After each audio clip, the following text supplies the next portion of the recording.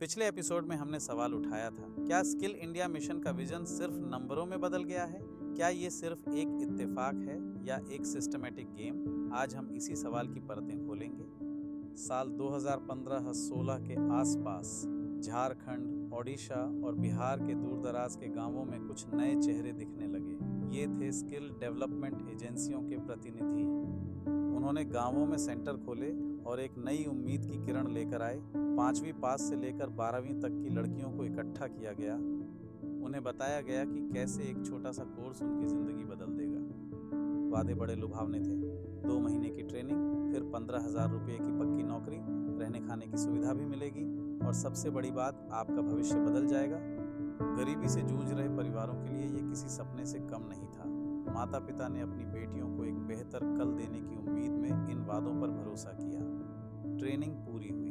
2 महीने बाद इन लड़कियों को प्लेसमेंट के नाम पर हजारों किलोमीटर दूर भेज दिया गया। चेन्नई, तिरुपुर, वो शहर जिसे भारत की टेक्सटाइल कैपिटल कहा जाता है। इन लड़कियों ने सोचा था अब उनकी जिंदगी सच में बदल जाएगी, लेकिन हकीकत वादों से कोसों दूर थी। 15,000 की सैलरी का वादा 8 से 10,000 रुपये में सिमट गया। 8 घंटे की शिफ्ट 12 घंटे या उससे भी ज़्यादा की हो गई। रहने खाने की सुविधा के नाम पर प्राइवेट हॉस्टल में ठूंस ठूंस कर भर दिया गया, जहां सुरक्षा और सुविधाओं का कोई खास इंतजाम नहीं था। कोई मजबूत मॉनिटरिंग नहीं थी, कोई देखने वाला नहीं था कि इन बेटियों के साथ क्या हो रहा है।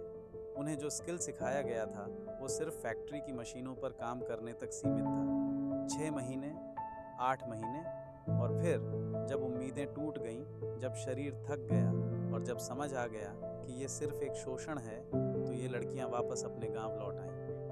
ना उनके पास पैसे बचे थे, ना कोई करियर बना था, सिर्फ एक कड़वा अनुभव और टूटे हुए सपने। वो सपना जो उन्हें स्किल इंडिया मिशन के नाम पर दिखाया गया था। तो फिर इस पूरे खेल में फ़ायदा किसका हो रहा था?